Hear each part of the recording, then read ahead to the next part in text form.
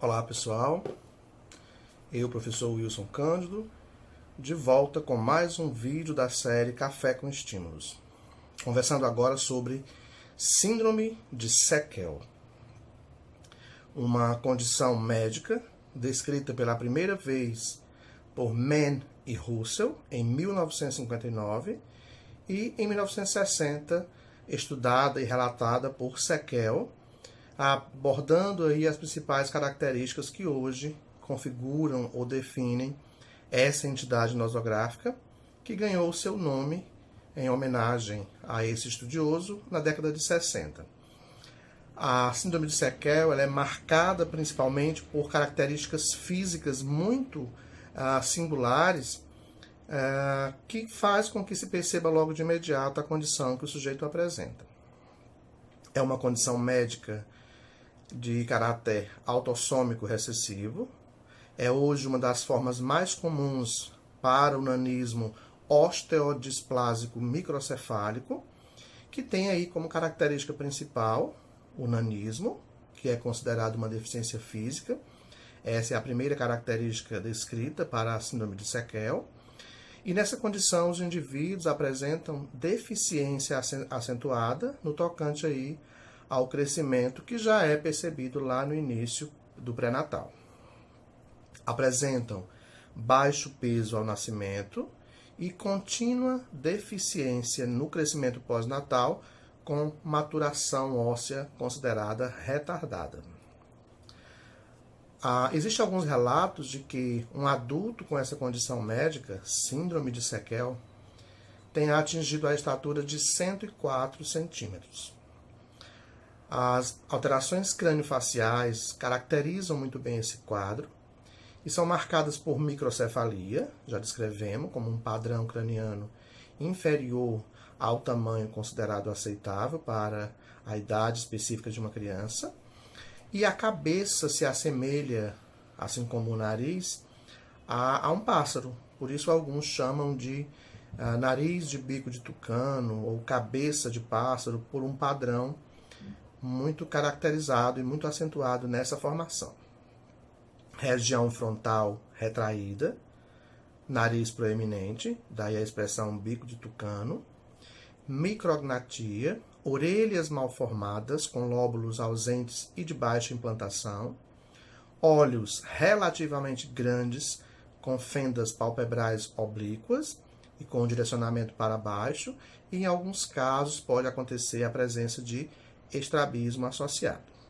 Peito de pombo, aquele peito crescido para frente, e possível quadros associados também de raquitismo. É comum se observar em algumas situações. Dificuldades presentes na aquisição da fala, ou ainda fala infantilizada, também em função da deficiência intelectual que pode estar associada em muitos casos. Nas extremidades superiores possuem prega simiesca, clinodactilia, do quinto quirodáctilo, ausência de algumas epífises falangianas, hipoplasia proximal do rádio, com luxação da cabeça radial também pode ser consequências aí da síndrome de Sekel. Alguns quadros de Sekel podem trazer alterações comportamentais associadas, uma certa instabilidade e oscilação de humor.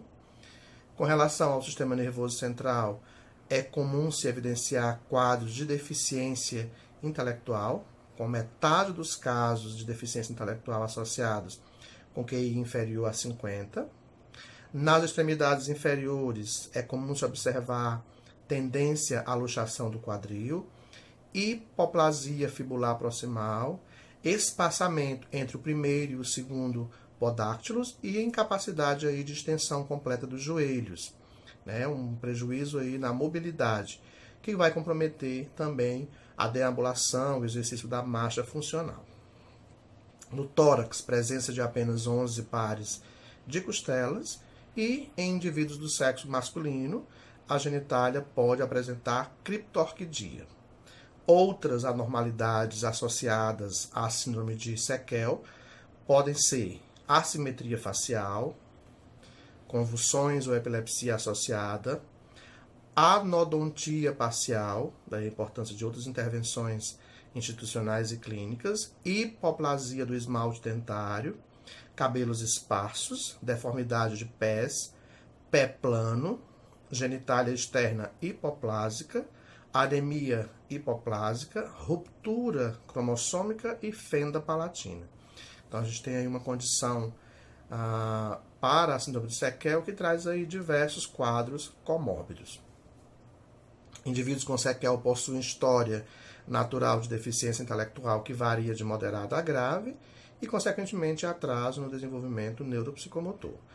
Nesses indivíduos, dentro dessa condição diagnóstica, o cérebro apresenta-se com tamanho pequeno em virtude da microcefalia e com padrão aí, primitivo e simples das circunvoluções, além de uma tendência a serem amistosos e amigáveis, apesar das oscilações comportamentais.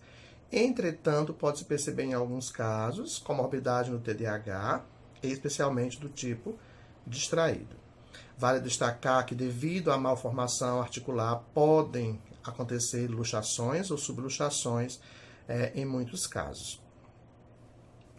A síndrome de Sequel traz aí duas situações que merecem atenção especial: a deficiência intelectual e problemas de ordem motora, na mobilidade física e algumas consequências associadas de ordem física. Então, configura-se já como dupla deficiência, além de outras condições associadas que complicam cada caso, demandando aí da área clínica compreensão para essa situação, da área escolar entendimento para acessibilidade e adequação curricular dentro da proposta de educação especial na perspectiva inclusiva.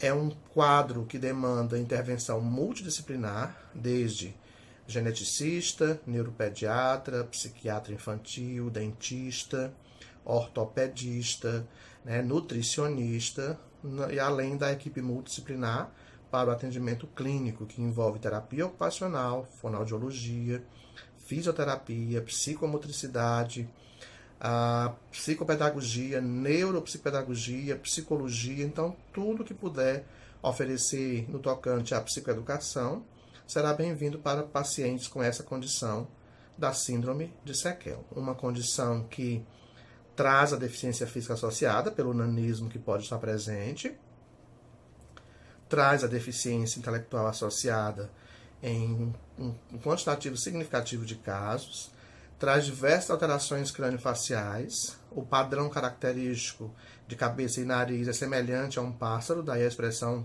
nariz de tucano, traz alguns atrasos significativos na aquisição da linguagem, fala e comunicação, daí a importância de um outro trabalho com abordagem fonoaudiológica associada, sem contar nos comportamentos que podem estar alterados ou oscilantes, além de outras comorbidades como epilepsia, TDAH, alteração comportamental, dentre outras condições que merecem atenção especial por parte da família e das equipes de atendimento, ok? Síndrome de Sequel, mais uma condição diagnóstica descrita nessa série de vídeos Café com Estímulos. Eu sou o professor Wilson, em breve mais um vídeo para vocês.